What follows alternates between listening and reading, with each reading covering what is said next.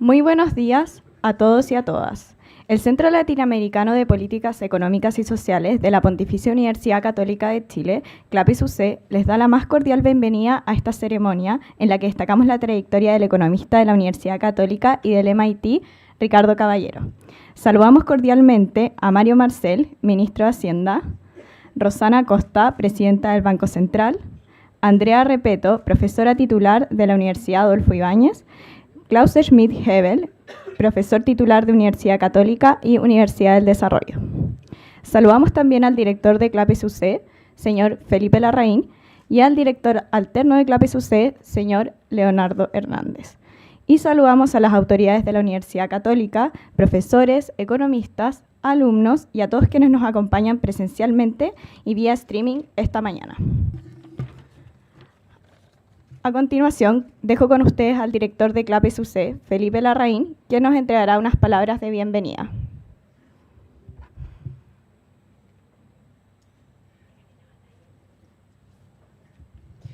Bueno, muy buenos días a todos. Quiero saludar en primer lugar a Ricardo, gran amigo de toda una vida.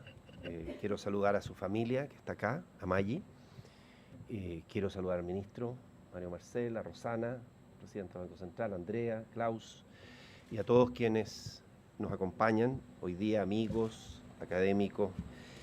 Y voy a hablar muy poquito, voy a hablar de Ricardo, pero voy a hablar también del Ricardo amigo y del Ricardo hombre familia. No solamente del Ricardo que conocemos más o que se conoce más públicamente, que es el que tiene esta tremenda producción científica en economía. Bueno, para CLAPIS-UC y para mí en lo personal es un gran honor celebrar hoy a Ricardo Caballero.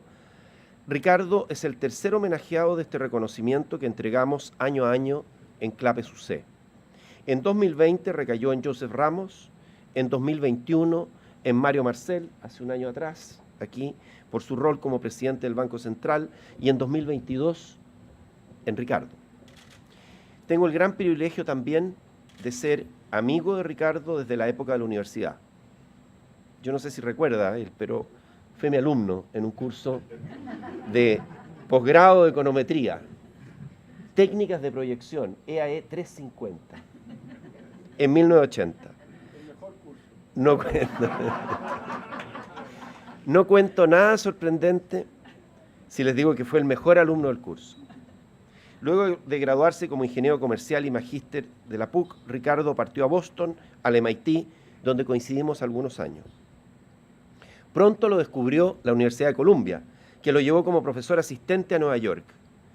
En 1992 funcionó la grúa de MIT. De vuelta a Boston, ahí inició una meteórica carrera que culminó con el tenure como profesor titular en 1994. Algunos años más tarde obtuvo la prestigiosa silla Ford International Professor of Economics del MIT. Una década y media después, en 2008 llegó a ser director del Departamento de Economía del MIT, cargo que tuvo hasta 2011. Se ha especializado en macroeconomía, economía internacional y finanzas. Su récord de publicaciones es sencillamente impresionante. Yo les invito a leerlo, a escudriñarlo. No a leer todas las publicaciones porque eso tomaría demasiado tiempo. Tiene muchos papers en los mejores journals de la profesión. Journal of Political Economy, American Economic Review, Quarterly Journal of Economics, Econométrica, Journal of Monetary Economics, Journal of Economic Perspectives, Review of Economic Studies, Journal of International Economics, Journal of Development Economics, Journal of Economic Theory, Brookings Papers on Economic Activity, son algunos de los journals en los cuales Ricardo ha publicado. Y no es que tenga, porque hay algunas personas que dicen, oye, ya llegué al journal y ahí me quedé. No, no es que tenga una publicación en cada journal. Yo me di el trabajo de contar las publicaciones en algunos journals y le conté 20 publicaciones en el American Economic Review, incluyendo Paper and Proceeding. Conté 4 en Journal of Political Economy y 4 en el Quarterly Journal of Economics. Solo por mencionar los que probablemente para algunos son los 3 principales journals de la profesión. Ricardo también ha prestado servicio público desinteresado, como en el Comité Asesor para el diseño de una política fiscal de balance estructural de segunda generación para Chile. En 2011, comité en que participó con Vittorio Corvo, Mario Marcel, Francisco Rosende, a quien recordamos, Klaus Schmidt-Hebel, Rodrigo Vergara y Joaquín Vial, que está aquí presente también. Tuve el gusto de convocarlo y él aceptó cariñosamente este trabajo como si tuviera poco que hacer en el resto de su tiempo.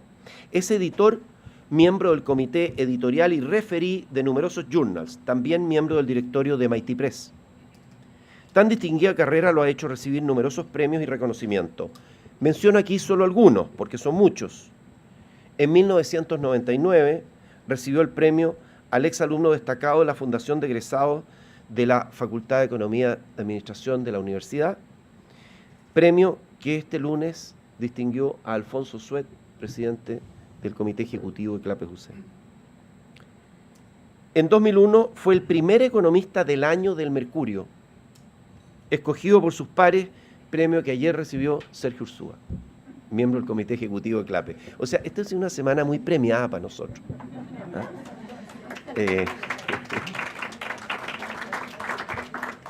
Y en 2002 recibió la Frisch Medal de la Econometric Society. Es Fellow de la Econometric Society de la American Academy of Arts and Sciences. Hasta aquí algunos de sus múltiples logros profesionales. Quiero referirme brevemente al hombre de familia y al amigo. Ricardo ha formado una linda familia junto a Maggie, su extraordinaria mujer y compañera incansable, y sus hijas Camila y Bella. Con Maggie se enamoraron ya en la época de colegio y han sido siempre grandes partners. Nos tocó compartir muchos momentos muy gratos en Boston, Santiago y Nueva York. Durante nuestros años en Boston con Francisca y los niños, nuestros hijos crecieron juntos y se hicieron amigos. Ricardo dice que es tímido, yo no lo encuentro tanto. Cualquier vestigio de timidez se evapora con los amigos o frente a una mesa bien provista. Disfrutamos juntos de la buena mesa y los buenos vinos. Ricardo tiene también un muy buen sentido del humor y un paladar muy sofisticado, tan exigente como con los papers en que le toca ser árbitro. Para comidas y catas de buenos vinos, Ricardo es un compañero insuperable, digno de una buena cata ciega de vinos sobre 95 puntos. Y como cocinero es un profesional. Si le distrajera un poco de tiempo a la economía, Ricardo podría ser una gran guía de vinos internacionales, que es una idea que le pongo acá, con énfasis en vinos franceses e italianos, que son su especialidad, y otra de restaurantes. Si usted quiere ir a un buen restaurante, consulte con Ricardo antes, porque le va a dar extraordinarias tips, como dice él. Te voy a dar un tip. Recuerdo que una noche, al final de una buena comida, Ricardo propuso que no había mejor manera de terminar que tomarse una buena grappa italiana. Con doble P, se lo tengo anotado. Porque no es la grappa local, no, esta es una grappa italiana. Dice, porque me dijo, esta es una forma que después de una buena comida quedemos como nuevos. A Ricardo le funcionó perfectamente y para mí fue el tiro de gracia. Hemos estado juntos en momentos alegres, también en los momentos difíciles. Gran economista y también gran amigo. Ricardo, CLAPES-UC está orgulloso de entregarte este reconocimiento a tu trayectoria. Muchas gracias.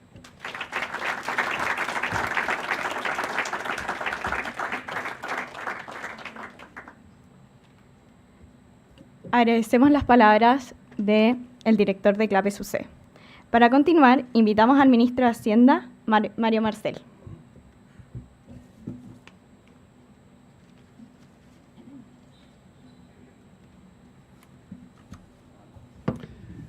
Bueno, muy buenos días. Muchas gracias a CLAPES-UC por la invitación para participar en este homenaje y el honor de poder participar en él, siendo un homenaje a Ricardo Caballero, un distinguidísimo economista chileno que ha dejado su nombre impreso en el mundo académico por muchos años. Como decía Felipe, la verdad es que es agotador leer el currículum de Ricardo. Me llamó la atención que tiene tantas publicaciones que da para clasificarla en una serie de categorías, incluido light reading, que me pareció interesante. Pero quiero referirme de lo que he conocido a Ricardo a dos cosas que a mí me han impresionado mucho. Y lo voy a hacer en reversa en términos temporales. Primero, cuando fui presidente del Banco Central, me tocó participar en muchos debates, asistir a muchas discusiones a nivel internacional sobre lo que estaba ocurriendo con la inflación, todo esto previo a la crisis del COVID-19. Me impresionó mucho el grado en el cual Ricardo tenía impreso su nombre y su pensamiento en muchos de los temas que se discutían en aquella época. Esta era la época en que la inflación era muy baja el tema del comportamiento de los ahorros a nivel global era uno de los temas que se debatía. Creo haberlo encontrado en un par de oportunidades en reuniones del BIS o del Fondo Monetario. Y la verdad es que uno sentía un gran orgullo en ver a un colega chileno que era citado, escuchado y discutido en esas instancias, en las instancias donde se reunían los presidentes de los bancos centrales, los ministros de Hacienda y, por supuesto, el mundo académico. Creo que nos encontramos también en algunas de las reuniones organizadas por la FED. El segundo episodio al que me quiero referir es la Comisión Corvo, a la cual nos convocaron Felipe y Rosana, y en la que, como bien recordaba Felipe, participamos de los que estamos aquí presentes, Klaus, Joaquín y yo. Y lo quiero mencionar no solamente porque nos tocó compartir durante un buen tiempo las discusiones que tuvimos en esa comisión muy bien dirigida por Vittorio, sino que especialmente porque siendo un economista de tanto prestigio y tanta trayectoria académica, él tenía mucha disposición a escuchar y entender qué es lo que en lo que estábamos trabajando, un tema en el cual ciertas reglas de política fiscal no había tenido tanta experiencia previa, pero donde junto con todos los que estábamos ahí participó e hizo su contribución, pero sobre todo se preocupó por escuchar mucho lo que se discutía, los problemas, las distintas ideas que surgían en el seno de esa comisión. Yo creo que eso es algo muy valioso porque los economistas en general no somos tan buenos para escuchar y cuando se trata de economistas prestigiosos hay muchas razones por las cuales alguien podría creer que no tiene mucho que escuchar tampoco. Entonces quiero decir, Ricardo, que la verdad es que a mí me impresionó mucho, hasta ese momento solo nos habíamos visto ocasionalmente.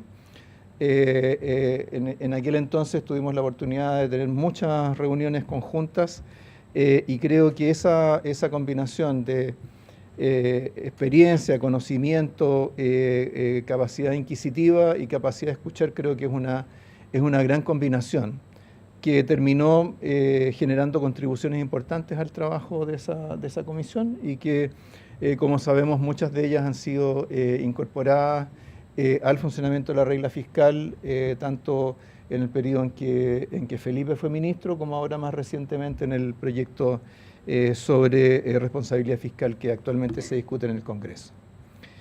Entonces quiero decir que creo que todos debemos sentirnos orgullosos de esas características de Ricardo, orgullosos porque sea chileno y porque sea un colega nuestro.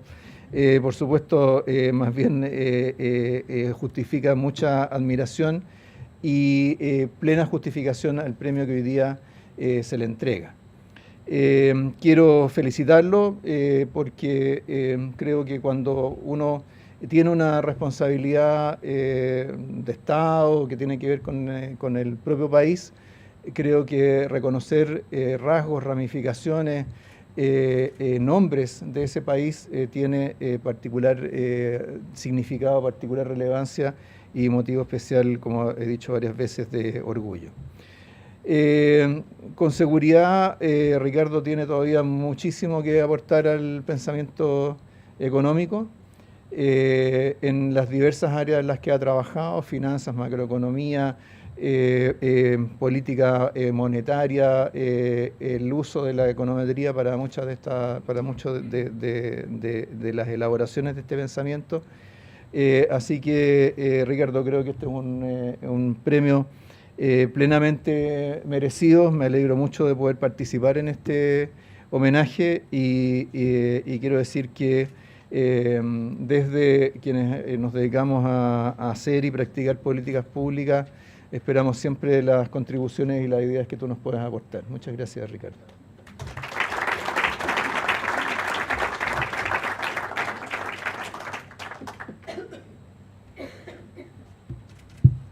Agradecemos las palabras de Mario Marcel.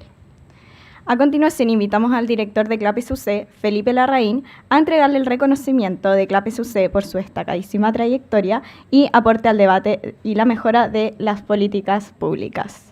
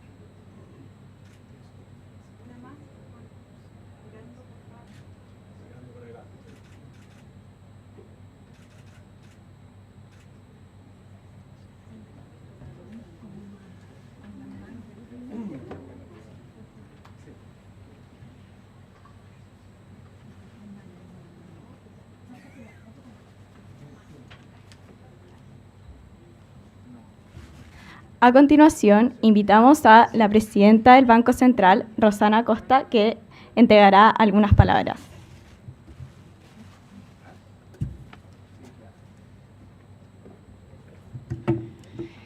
Hola, buenos días a las autoridades del banco, a todos los amigos de Ricardo, a todos los que hemos compartido, que conocemos, que hemos estado con Ricardo.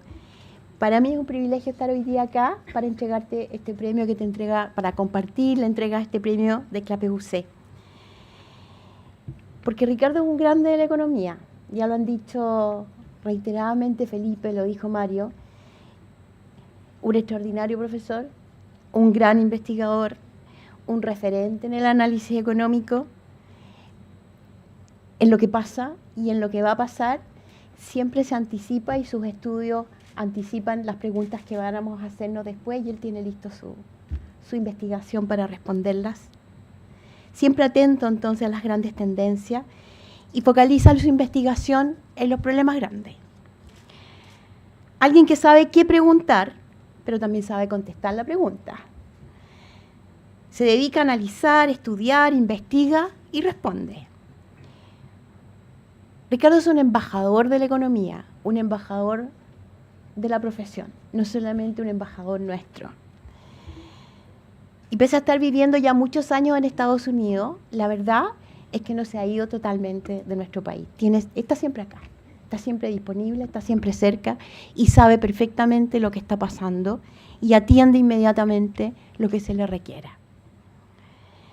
Para mí, como te decía, es un privilegio estar acá en esta celebración, un homenaje a un economista que encarna el rigor de la profesión.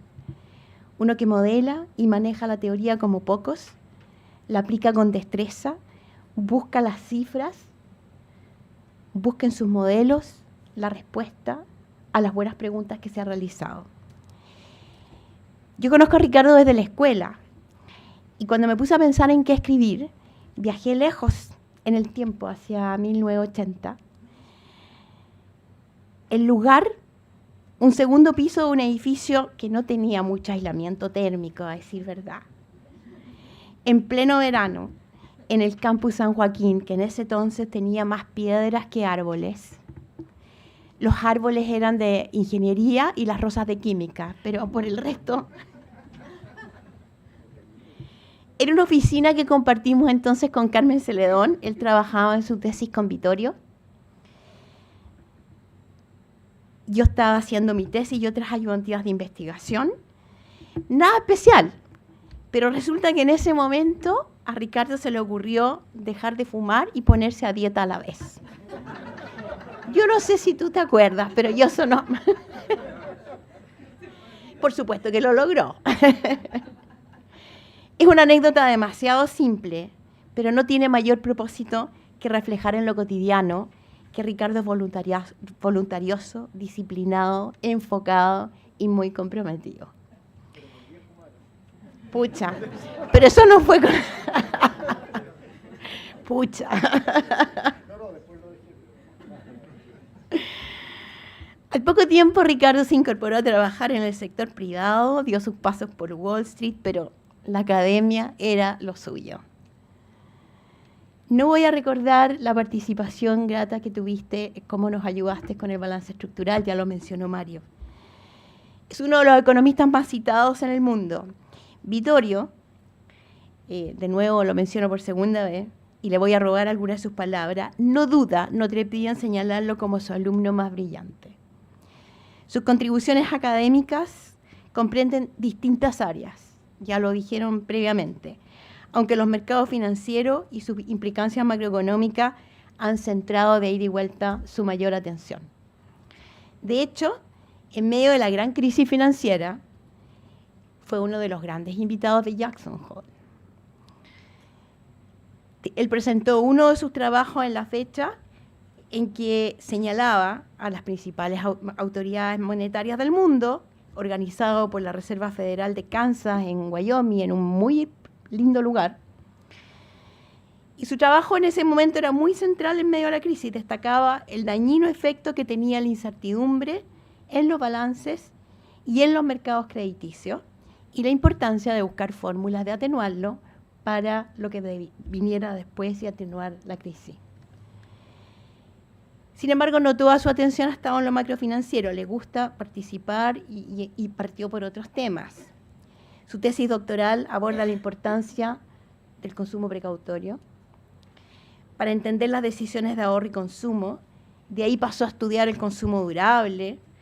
Profundizó en el análisis de la investigación, reconociendo que existe heterogeneidad en la respuesta de los agentes. Y tiene un trabajo por ahí, bien al principio, con Eduardo Engel, que es bien influyente, porque de ahí parten los modelos S&S que abrieron caminos en la economía. Abrió avenidas, como lo ha hecho muchos de sus otros trabajos. La incertidumbre, tema tan presente en estos tiempos, ha llamado reiteradamente su atención y estudió el tema en la búsqueda de respuestas de política en una forma creativa y pionera. Dicho sea de paso, los modelos S&S hoy día tienen aplicación en economía monetaria para entender la dinámica de la inflación. En ese momento, buscar fundamentos micro del comportamiento macro no era algo usual. Esa es una nueva avenida de Ricardo. La dinámica del tipo cambio, los determinantes de la crisis y la balance de pago, los riesgos asociados a la vulnerabilidad de las economías emergentes que son sus raíces. Las implicancias de China. China ocupó grandes páginas de sus documentos. La demanda por activos seguros, que de ello derivaba, principalmente activos seguros producidos en Estados Unidos, y qué implicancias todo ello iba a tener. Entender el vínculo entre las interrelaciones de la macroeconomía y los mercados financieros, los determinantes de las crisis financieras, sus causas, sus implicancias. Bueno, ya han dicho previamente, hay páginas y páginas escritas por Ricardo, ninguna de ellas dice algo que no tenga un aporte valioso y no haya abierto un camino nuevo. Tampoco me extenderé mucho en la cantidad de premios, porque la lista de premios que ha recibido también es suficientemente larga. Ricardo nunca descansa y está siempre ávido de nuevos conocimientos para comprender mejor lo que está sucediendo en la coyuntura a nivel global Y en las tendencias, no se queda en lo que pasa hoy día, sino que qué es lo que va a pasar con lo que estamos viendo hoy día. Por lo tanto, es uno de los economistas chilenos que claramente ha empujado la frontera del saber. Como se ha dicho acá, y como lo ha dicho él en algunas oportunidades, su deporte favorito es pensar. La economía es parte de sí mismo, la lleva puesta. También ha contribuido en la formación de otros grandes economistas. Fue el director de tesis de Pablo, que está acá. Fue director de tesis de Kevin Cowan, que es consejero de la Comisión del Mercado Financiero, está Solange acá. Ha sido un polo de atracción para muchos que fueron al MIT, que fueron al MIT.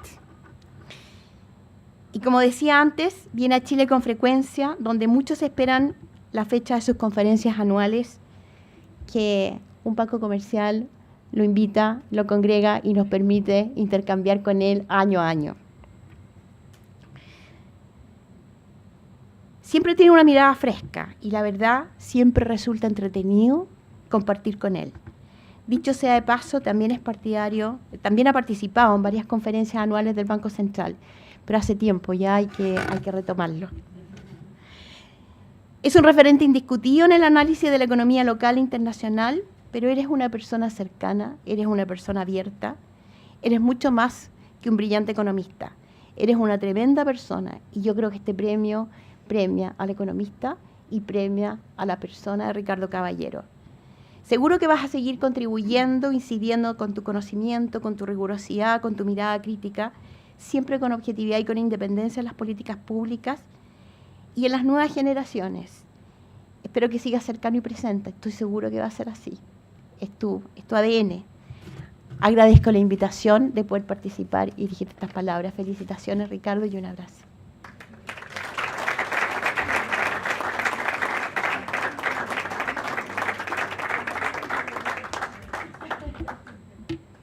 Agradecemos a la presidenta del Banco Central por sus palabras y despedimos al ministro de Hacienda, Mario Marcel, quien tiene otras actividades en el Congreso. Muchas gracias, ministro. Y ahora dejamos con ustedes a la economista Andrea Repeto.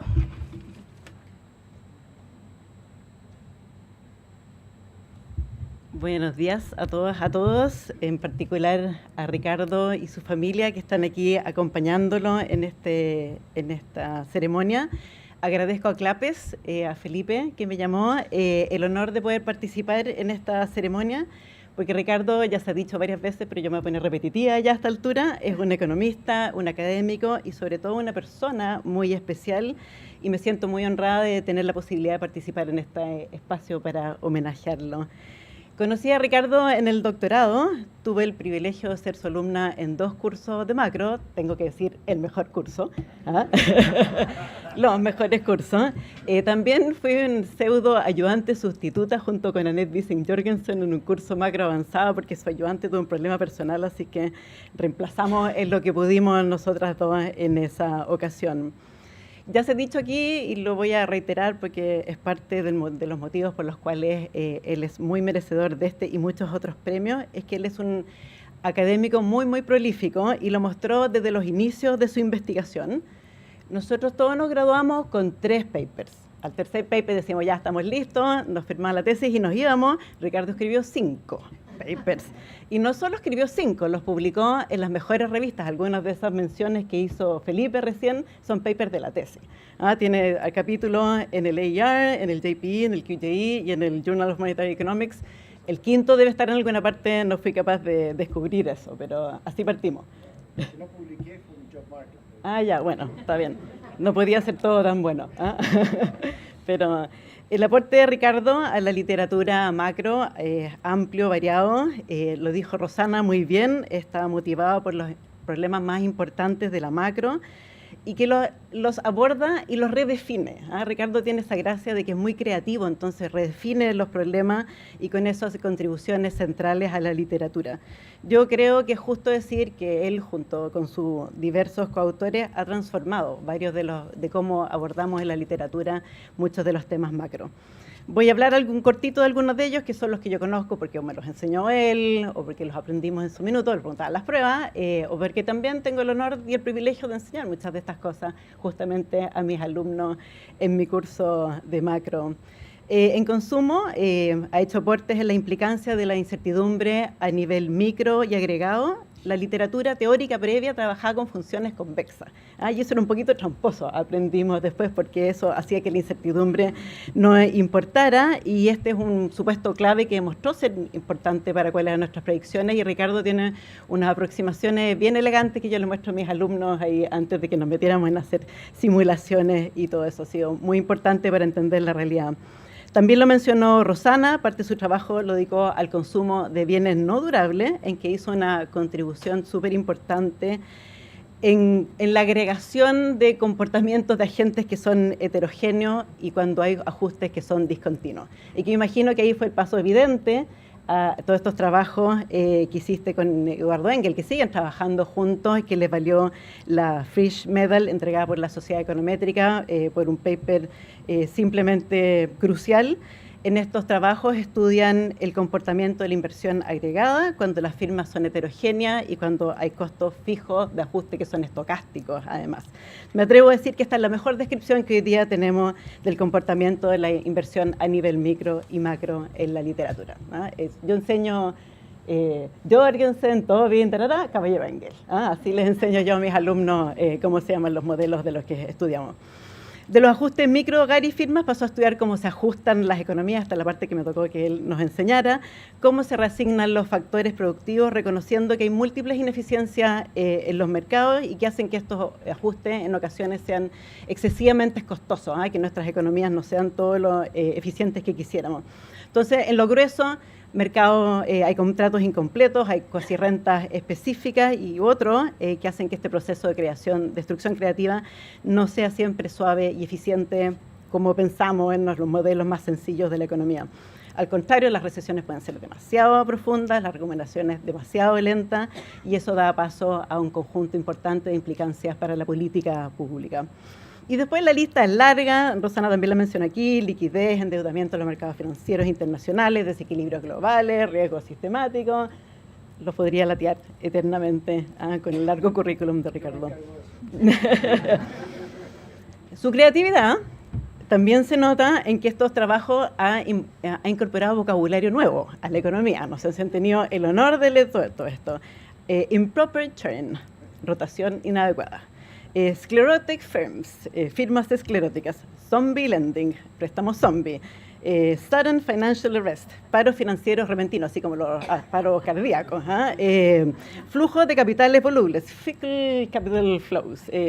Speculative growth, crecimiento especulativo, etc. Siempre nos estaba sorprendiendo así como con ideas nuevas sobre cómo abordar, porque parte de esto es porque está transformando justamente la literatura, así que también requiere nuevo vocabulario. Ricardo también ha formado muchas personas, muchas de ellas importantes en la profesión en Chile, pero también en la profesión fuera de Chile. No puedo no mencionar a Emmanuel Fari, muy importante, Jonathan Parker, Guido Leonsoni, Annette Wiesing-Jorgensen, y la lista debe ser mucho más larga de la que yo tengo presente. Era un profesor súper exigente, además como era exigente consigo mismo, probablemente en sus referatos también. En un examen de macro avanzado una vez preguntó: escriba su propia pregunta y respóndala. Y por supuesto, reformar a todo el mundo. Nadie tenía una pregunta interesante y menos era capaz de responderla como si lo hubiera hecho él. También cuentan, yo no estaba ahí, que en algún macro de lunch, de esto en que los alumnos, los tesistas íbamos presentando nuestros avances de la tesis, al terminar el estudiante presentar su trabajo, dijo: pero si esto es trivial. Silencio, todo el mundo se paró y se fue. Hasta ahí nomás llegó la presentación. Pero además de exigente, Ricardo es una persona súper generosa y yo lo viví en carne propia. Siempre tuvo espacio, tiempo de conversación en el pasillo, en su oficina. Nos tomamos varios cafés en el Rebecas, que no sé si existe todavía en Kendall Square en su minuto, seguramente ya no existe, pero tenía tiempo no solo para hablar de los cursos, para hablar de la tesis, recetas para programar y me prestaba sus libros de C, cómo simular en C en ese tiempo. También tenía mucho espacio para hablar de nuestros planes personales, de las dudas que teníamos. El proceso del doctorado y la tesis en particular es una cosa bien loca, entonces uno necesitaba contención, muchas frustraciones, y Ricardo fue muy acompañador y apañador en ese proceso. Solo quiero dar un ejemplo concreto e ilustrativo de mi amiga Sol Arellano, que te mando muchos saludos, que los que los conocen acá saben que a ella le gusta hacerse la vida difícil y tuvo 2 hijas mientras estaba haciendo el doctorado. Y cuando iba donde Ricardo y le decía, ¿y si termino el doctorado voy a hacer esto? Y Ricardo le decía, no. ¿Cuándo termines el doctorado? Para la Sol eso fue muy importante, te aprovecho de contar. También hablábamos mucho de Chile, eso sin duda, y cuando se refiere a Chile solo quiero agregar que Ricardo ha tenido la gran gracia de opinar de nuestro país, de nuestra economía y de nuestras políticas, y aquí voy a tomar palabras ajenas, abro comillas, con mucho temple y sin caer la chimuchina local, y eso también se agradece mucho. Gracias, Ricardo, por todos tus aportes en todas las dimensiones, en lo académico, también, por cierto, en lo personal. Este es un reconocimiento muy, muy merecido y agradezco la oportunidad de estar acá con ustedes.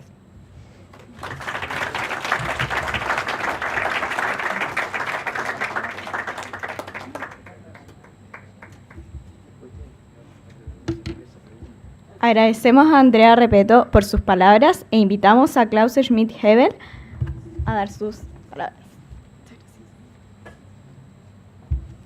Muchísimas gracias. En primer lugar, gracias a Felipe por esta generosa invitación para compartir la entrega de este premio muy merecido a nuestro amigo Ricardo. Y yo quiero destacar básicamente algunas dimensiones de la vida de Ricardo, pero particularmente de su producción intelectual. Lo bueno es hablar de último, que casi todo se ha dicho, entonces yo me voy a concentrar en algunas cosas complementarias a lo que se ha dicho previamente, tratando de evitar las repeticiones, pero Ricardo tiene una extraordinaria biografía de muchísimos premios, y ahí tengo que decir algo, me decepcionó profundamente el premio Nobel en Economía del año 2022, porque el comité, cuando lo anunció en octubre, se equivocó. Se lo dio a Ben Bernanke, muy merecido, se lo dio a Douglas Diamond, muy merecido, y se lo dio a alguien que fue coautor de Diamond y tiene ese paper maravilloso, pero que creo que se debe en gran medida a Diamond, ¿no es cierto?, que es Dybvig. Se equivocaron porque se saltaron a Caballero, porque Caballero debería haber estado ahí en vez de Dybvig, que se merece mucho más el premio Nobel. Pero bueno, siempre es alguna oportunidad futura para corregir esa omisión, ¿no es cierto? Y espero que así sea en el futuro. Su vasta y larga trayectoria, entonces yo quiero decir 5 cosas. La primera, la excepcional carrera académica, los premios muy merecidos que ha recibido, la omisión de lo que falta todavía en el futuro.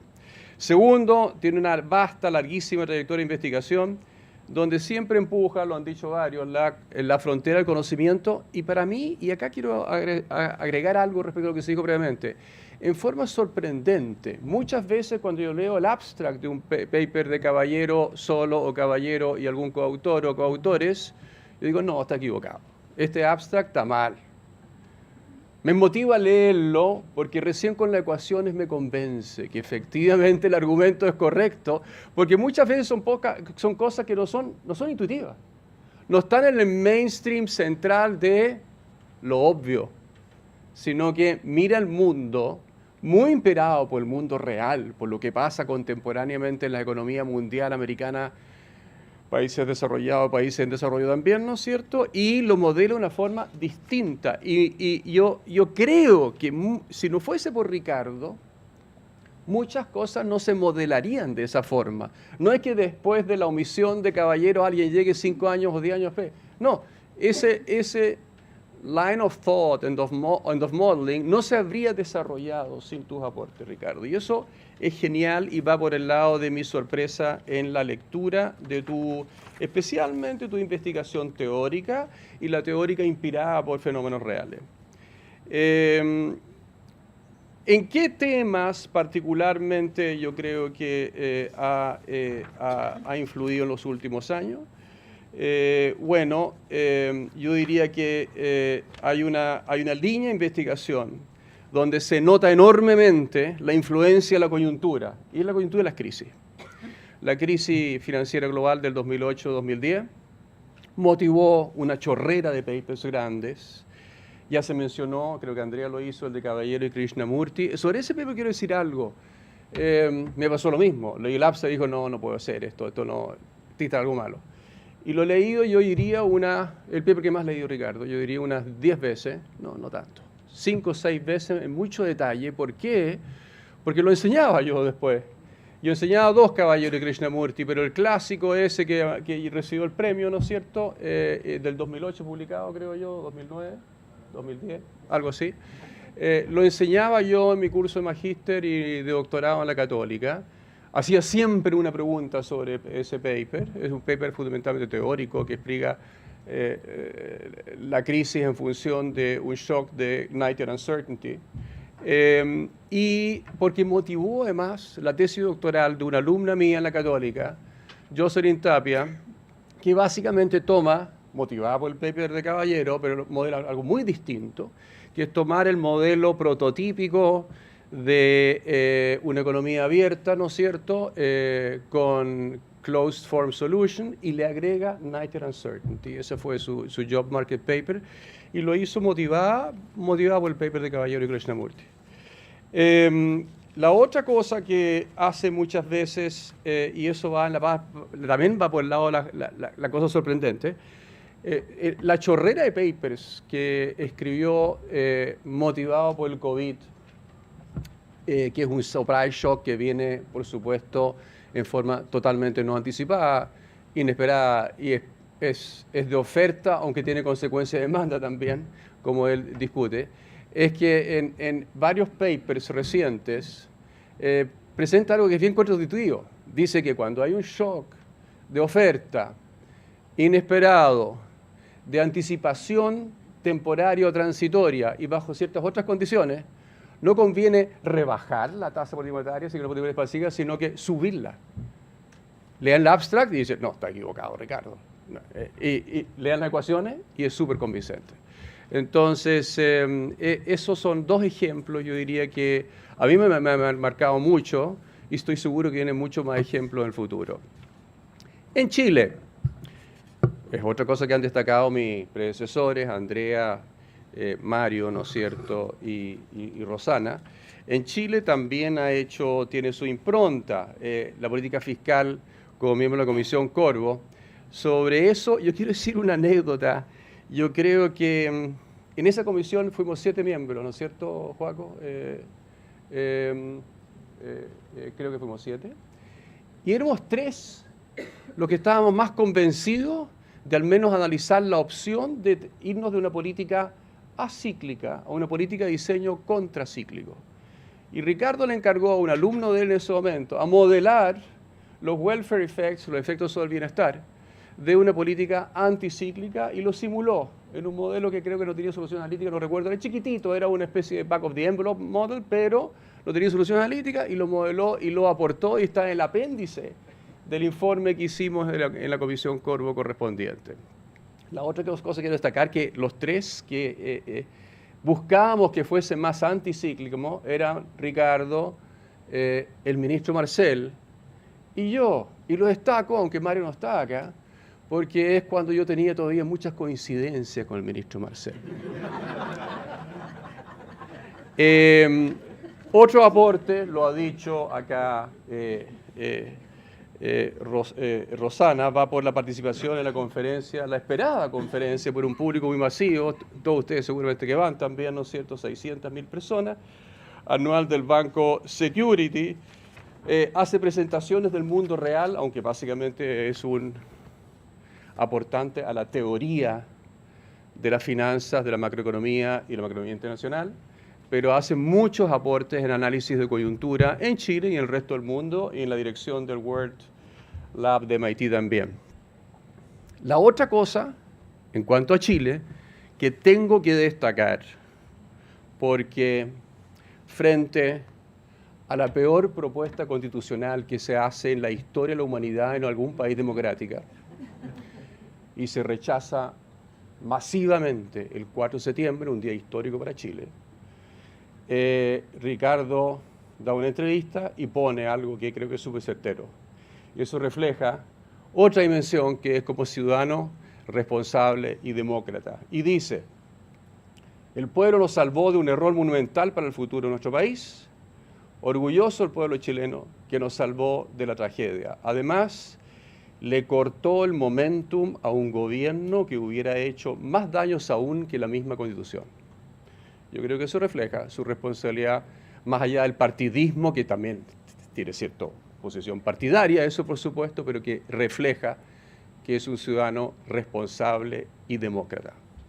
Last but not least, nomen est omen, maravilloso proverbio latino, en latín. Nomen est omen, el nombre tiene algo de predictivo o pronosticador. Ricardo es un caballero, en todo su significado. Es un caballero de la economía y de la vida. Así que, chapeau, estimado Ricardo.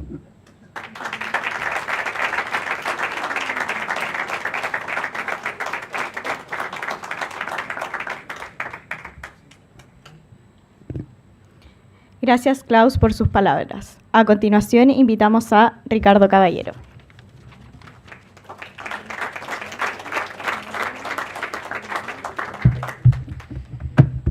Si me acuerdo mi passcode. Aquí. Bueno, difícil situación. Yo soy un poco nervioso respecto a estos halagos personales y cosas. En fin. Bueno, quiero agradecer a CLAPES por este reconocimiento, a nuestras autoridades, Mario y Rosana, y a Andrea y Klaus por las muy generosas palabras. Mi agradecimiento a Felipe también se extiende a Francisca por toda una vida de gran amistad. Quienes me conocen bien saben que no soy muy bueno en el arte de dar y recibir halagos. Luego estoy feliz y agradecido, pero un poco incómodo. Pero es ciertamente una incomodidad que vale la pena. Felipe me pidió, aquí en la parte donde los voy a aburrir enormemente, excúsenme por 10-15 minutos. Felipe me pidió que hablara brevemente de mi carrera académica. Quizás la manera más simple de resumir una vida dedicada a la investigación, o al menos la mía, es como una secuencia de obsesiones. Y por obsesiones me refiero a aquellos periodos de pareidolia aguda, donde uno ve manifestaciones del fenómeno que a uno le preocupa en todos lados.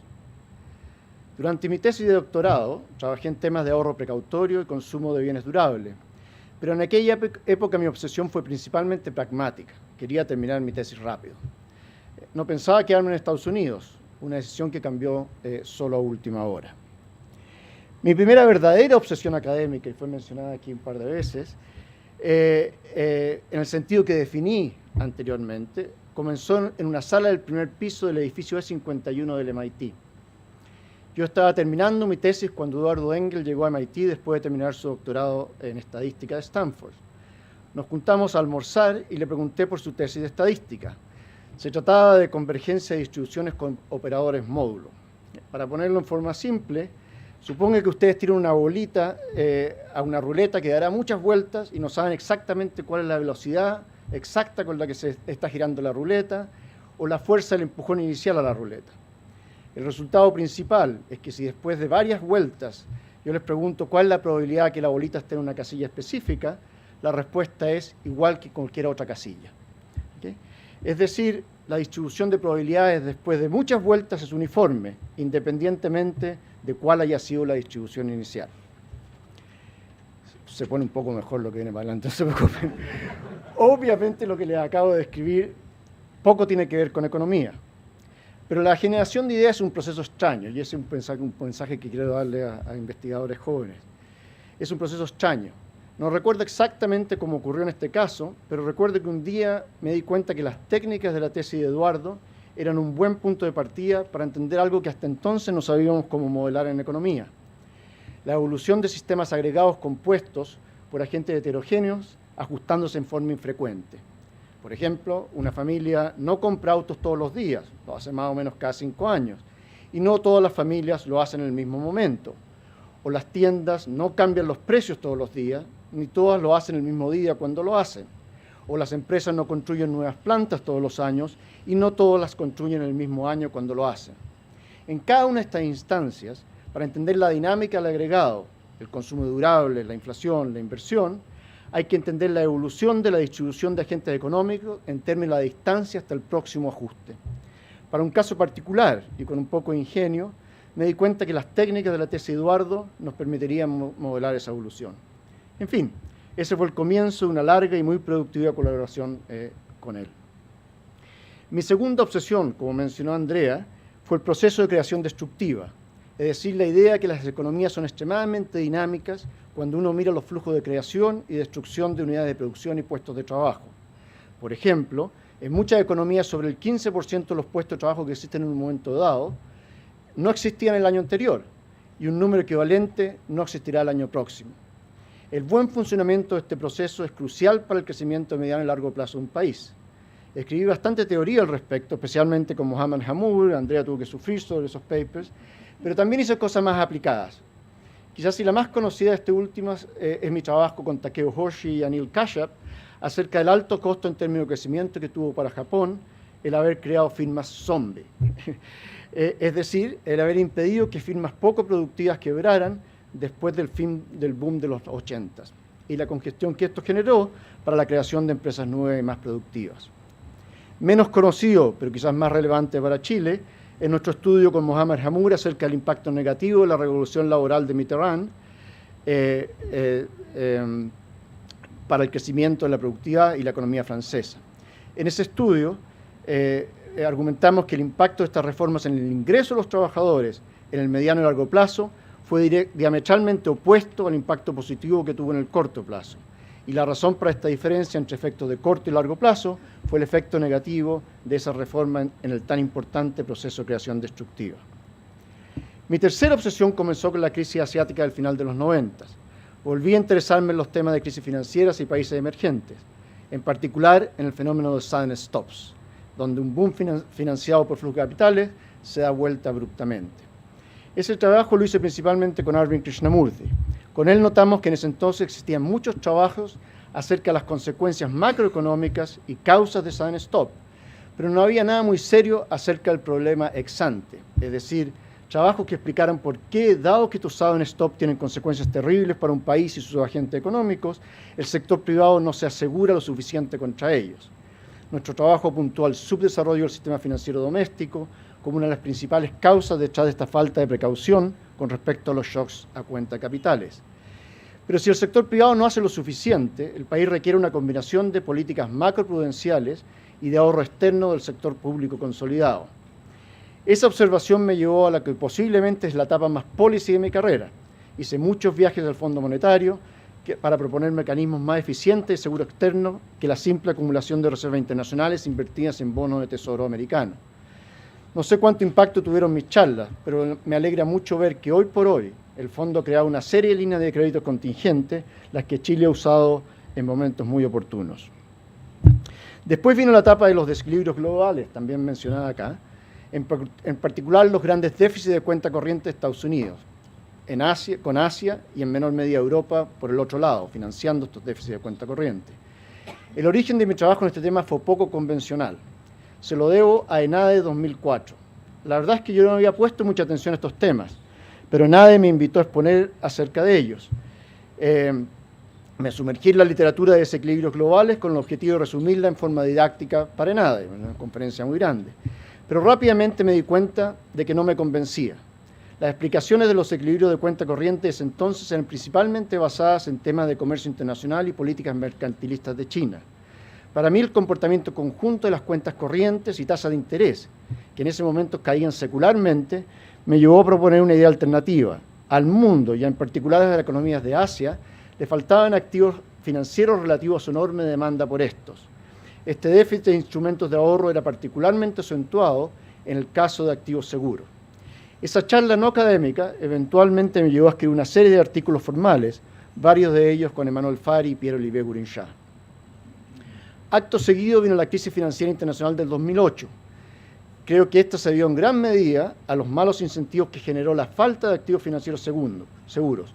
Un punto que hicimos con Pablo Curlat en un artículo que escribimos para la conferencia de Jackson Hole, mencionada anteriormente acá, en el que también propusimos instrumentos de seguro público prepagado para ser usados por instituciones sistémicamente importantes durante este tipo de crisis. El background conceptual para esta propuesta de seguro contra eventos sistémicos provenía de 2 artículos que escribí acerca de la incertidumbre de Knight. Esa incertidumbre, que por ser imposible de modelar, lleva a situaciones de máxima aversión al riesgo. En el primero de estos, con Arvind Krishnamurthy, demostramos situaciones de crisis donde todos los agentes creen que les irá peor que al promedio, un evento que no puede ocurrir, y que genera una especie de free lunch para políticas de estabilización del sistema financiero. En el segundo, con Alp Simsek, mostramos las no linealidades extremas que se pueden producir en redes financieras complejas. Para shocks pequeños, las instituciones financieras solo necesitan entender la situación de sus contrapartes habituales, algo que saben evaluar. Pero a medida que los shocks empiezan a crecer, se hace necesario entender la salud financiera de agentes más distantes en la red, que pueden llegar a impactar a una institución financiera desde trayectorias muy difíciles de anticipar. Una vez que esta complejidad emerge, cunde el pánico y surgen las ventas de incendio hasta que el sistema financiero se congela. Mi obsesión reciente es algo que me gusta describir, me encanta enseñar términos nuevos, como risk-centric macroeconomics. Y es principalmente trabajo conjunto con Alp Simsek. La idea básica es que una economía tiene 2 problemas de absorción simultáneos. Uno de bienes, que es el foco de la macroeconomía tradicional, ¿no? El foco tradicional de la macroeconomía. Y otro que es de riesgos, también un problema de absorción de riesgos, que es el foco de las finanzas. Nuestra perspectiva es que estos 2 problemas de absorción están muy interrelacionados y deben ser analizados en forma conjunta, más aún cuando pensamos en política monetaria. Por ejemplo, durante la recuperación de la crisis financiera global, el principal problema era la falta de apetito por riesgo, era un problema de absorción en el mercado de riesgo. Y los bancos centrales implementaron políticas monetarias muy agresivas para evitar que este problema de absorción en el mercado de riesgos creara un problema de absorción en el mercado de bienes. En contraste, hoy en día el principal problema que tenemos es uno de absorción de bienes. Hay un exceso de demanda de bienes y los bancos centrales han usado los mercados financieros para reducir este problema. En Estados Unidos, la Reserva Federal destruyó cerca de 15 trillones de dólares, trillones americanos, de riqueza durante el 2022 con el objetivo de reducir la demanda agregada, es decir, resolver un problema de absorción en el mercado de bienes. Este tema no es solo relevante para el análisis macroeconómico, sino también para finanzas. En nuestro artículo más reciente proponemos una nueva perspectiva para la evaluación de activos financieros, en el cual el elemento crucial para estas evaluaciones es la percepción que tienen los mercados acerca de la percepción que tiene el Banco Central respecto a la trayectoria de brecha de producto e inflación. En fin, gracias por la paciencia de escucharme, sé que no fue muy ameno, pero quería contarles un poco lo que realmente hago, que tiene poco que ver con lo que aparece en los diarios y en mis conferencias públicas. Doy gracias nuevamente a CLAPES por darme la oportunidad de hacerlo. Muchas gracias.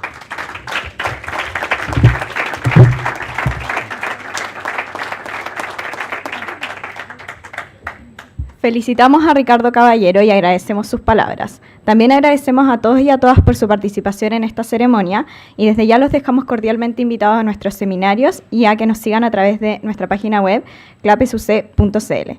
Invitamos a los panelistas, a la familia y amigos a una foto final con Ricardo Caballero. Muchas gracias y muy buenos días.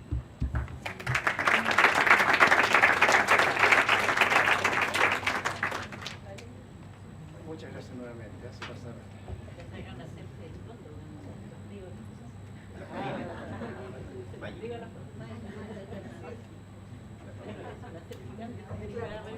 ¿Cómo hacer una selfie? A lo que ha llegado la tecnología.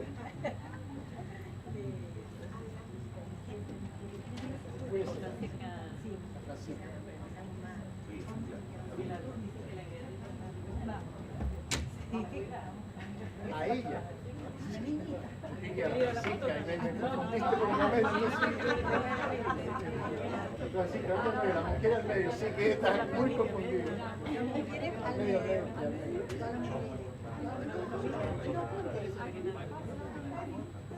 Ah, el premio, sí, el premio.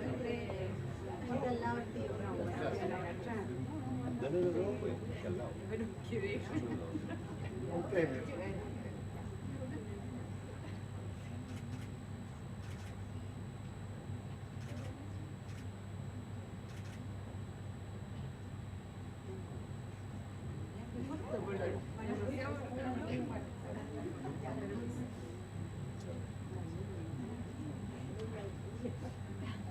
Sí.